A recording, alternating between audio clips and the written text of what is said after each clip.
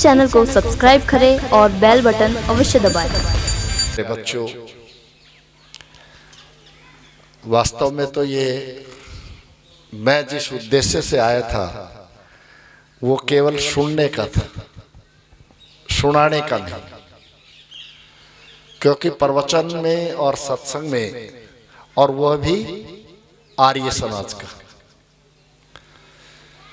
बाल्यावस्था में आर्य समाज का बहुत, उस आज से यानी 50 साल पहले आर्य समाज का बहुत डंका था। और पूरे क्षेत्र में कह सकते हैं, विशेष तौर से बालदन कला, लुखी, बीकानेर, ये गांव ऐसे थे जहां आर्य समाज का बोलबाला कहिए, दबदबा कहिए, या अपनी चरम पर था। और उनके व्यवहार से, पुरखों के व्यवहार से, उनके जीवन से, उनकी सादगी से उन गांवों ने तरक्की भी की है, विकास भी किया है, वो आगे भी बढ़े। भारत को, भारत के समाज को, अपने देश को, अपने संस्कृति को आगे ले जाने में बहुत बड़ा योगदान है। और मैं खुद ये कह सकता हूँ कि मैं आर्य समाज के अंदर बहुत ज़्यादा रचा बसा नहीं, क्योंकि मेरा बाल्यावस्था से ही, विद्यार्थी काल जीवन से ही मैं संघ की विचारधारा से जुड़ा रहा, जिसको राष्ट्रीय स्वयंसेवक संघ कहते हैं। उस विचारधारा से मैं बाल्यावस्था से, विद्यार्थी काल जीवन से ही सन 1981 से उसके अंदर आ गया था। लेकिन अनेक बार वीर दल के अनेक बार कार्यक्रमों में, जैसे आचार्य जी हैं, अनेक साधु संतों के संपर्क में रहने से, महाराज सुधानंद जी, स्वामी जो है शरणानंद जी महाराज, कौशल किशोर जी, अखिलेश जी, ये एक स्वभाव सा रहा इनके साथ रहने सहने का। और मैं ये कह सकता हूँ कि आर्य समाज एक जीवन, एक संस्कृति, एक जीता जागता उदाहरण है हमारे साथ। वो महान पुरुष, वो आत्मा जो ठीक मेरे दाईं ओर लगी हुई है, महर्षि दयानंद सरस्वती जी, जो इस देश के अंदर एक महान विभूति हुई।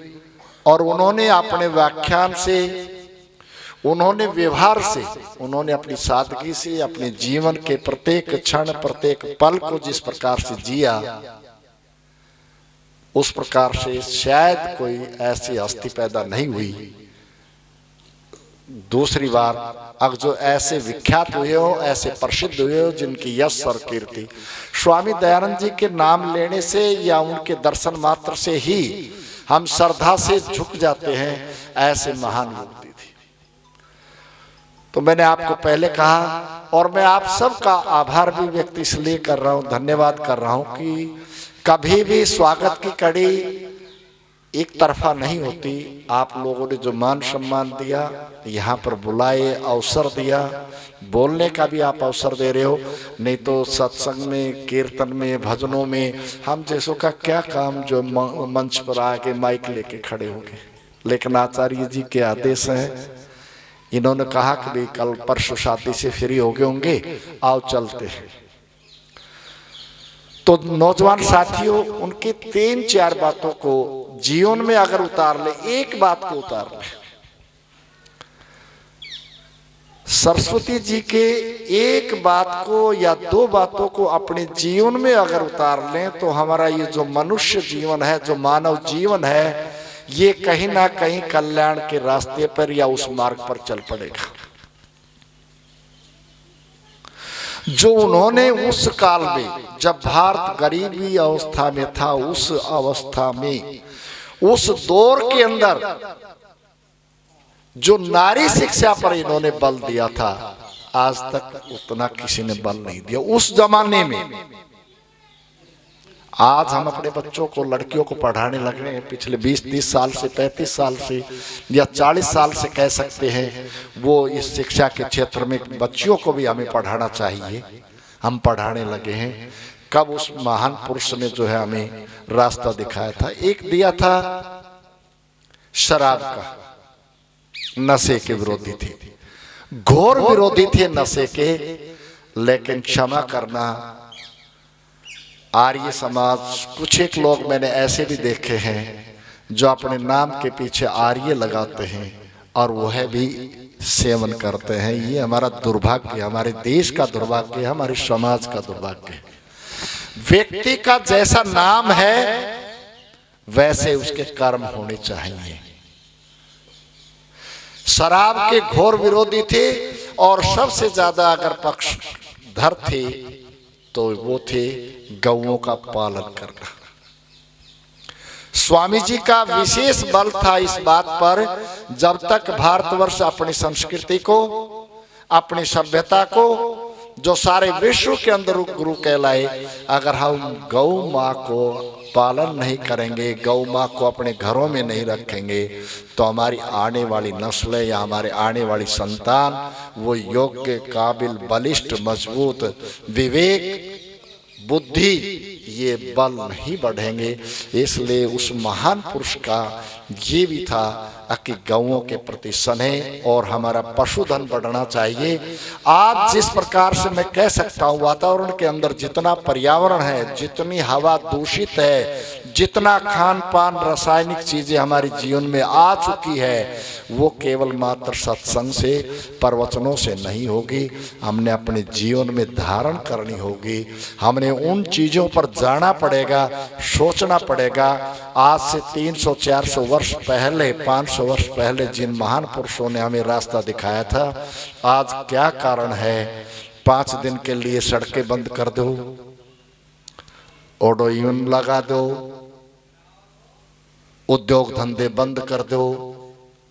कहीं ना कहीं वो राजनीतिक स्तर पर, प्रशासनिक स्तर पर कहीं ना कहीं आज हमें शुद्ध हवा नसीब नहीं है, शुद्ध खाना नसीब नहीं है।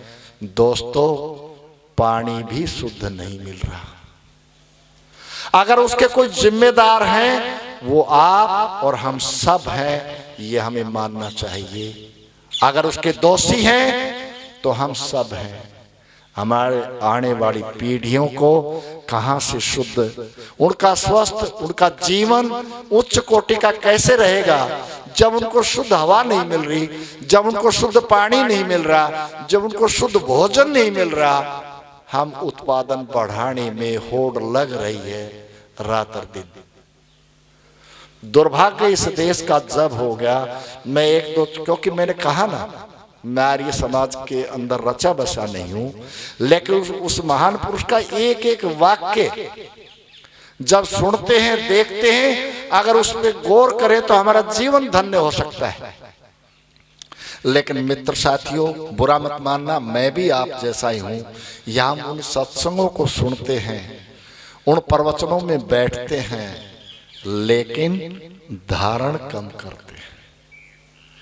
जो चीज धारण करनी चाहिए, जो समाहित करनी चाहिए, जो जीवन के अपने आचरण में, अपने व्यवहार में, अपने विचारों में लानी चाहिए, वो नहीं करते। ये घोर विरोधी शराब के थे, तो क्या हमने शराब का बोलबाला हमारे देश या समाज से, गांव से कम हुआ क्या? धीरे धीरे बढ़ रहा है, और यहां तक इस कदर तक बढ़ रहा है जिस पर आप सबको चोट करनी होगी।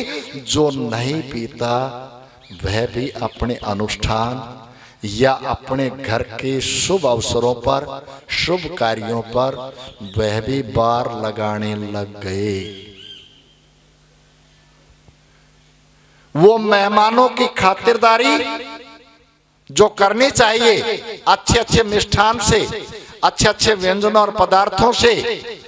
मैंने खुद प्रत्यक्ष गांव का व्यक्ति हूं, गरीब हूं, किसान हूं, किसान का बेटा हूं, लेकिन मैं भी देख रहा हूं अगर सात्विक आहार ले रहे हैं उनकी खातिरदारी कम है, जो पीते खाते हैं उनके पीछे पीछे हैं।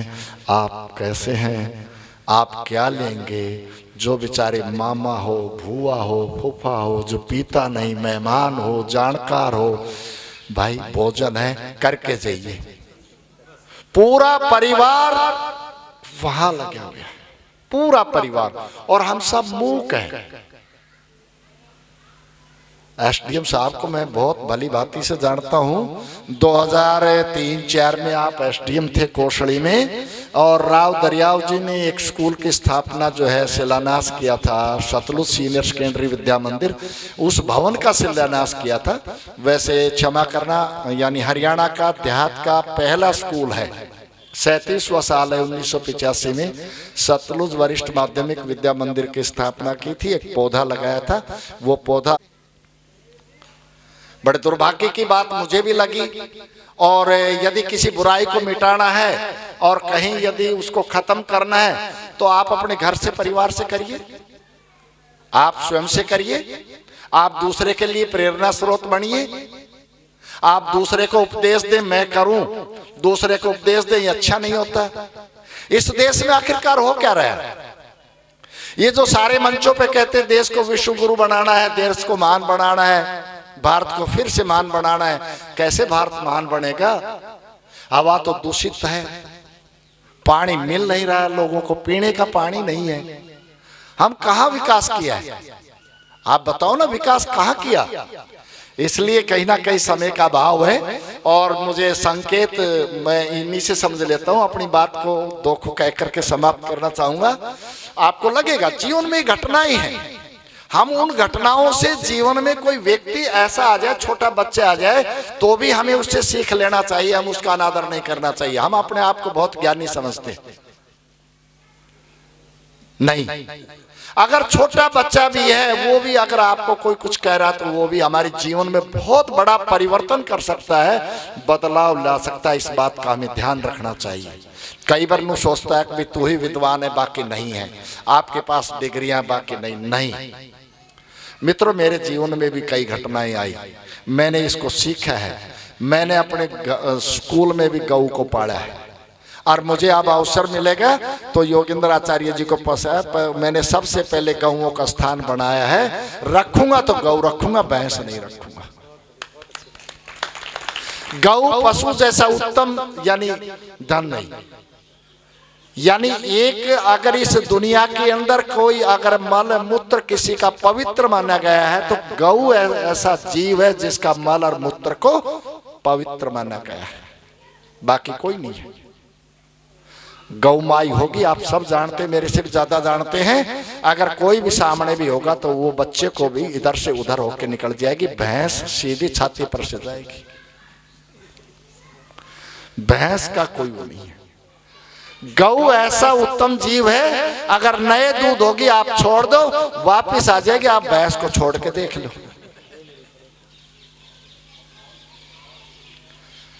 गौ अगर अपनी ओनी में अपने बछड़े को नहीं लगने देगी, तब भी उस बछड़े में इतनी हिम्मत है, इतनी नीडर है वो बछड़ा, गाय का कितनी बार भी लात मार दे तब भी उसके बछड़े में ताकत और हिम्मत और निडरता है, यानी साहस है, वो बार बार जाएगी। भैंस एक बार पैर पे या सींग पे मार दे, काटड़ा में हिम्मत नहीं कि वो अंडी के पास चला जाए। काटड़ा में हिम्मत नहीं है। भैंस का कटड़ा या कटड़ी जो भी दूध पीने के बाद यानी बेहोशी की अवस्था में या उछलेगी नहीं, कूदेगी नहीं, पड़ जाएगी पी के, और जितना बाछड़ा दूध पिएगा उतना ही जंप करेगा, कूदेगा, दौड़ेगा, भागेगा।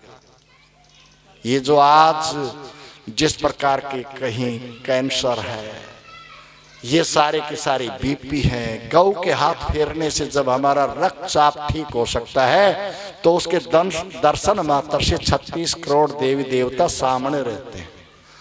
लेकिन हमारी माताएं क्या कहती, गाय के दूध से चाय अच्छी नहीं बनती। अरे फिर तो जो है ना, पीने की जरूरत क्या, लाट लो और वो गाड़ी होती है मीठी मीठी। यानी सवाल ये है कि हम कहाँ जा रहे हैं, कहाँ थे, रास्ता भटक गए।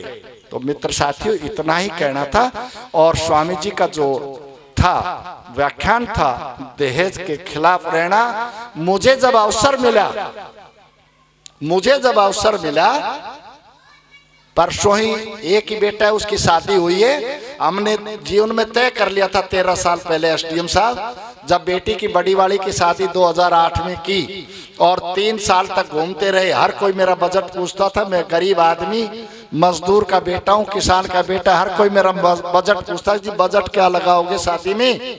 उस दिन हमने तय किया था, जिस दिन हमने अपने बच्चे की शादी करनी होगी 1 रुपया नारियल से करेंगे। ये चीजें हमें व्यवहार में लानी चाहिए। और उसके साक्षी सरपंच साहब भी थे, योगेंद्र जी भी थे, नेस्टिक महाराज जी भी थे। केवल मात्र 1 रुपया चम्मच भी नहीं लेंगे। लेकिन वो नहीं मानी, उसके आंसू बहने लगे। बोला बेटी को कुछ तो करूं। तो एक डिनर सेट को हमने स्वीकार किया।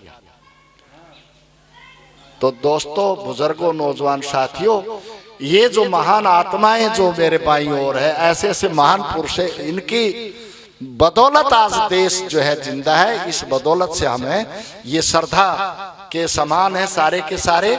और मैं ज्यादा नहीं रहा, मैंने आपसे कहा, और मैंने तो अपने जीवन में 2-3 बातें सीखी।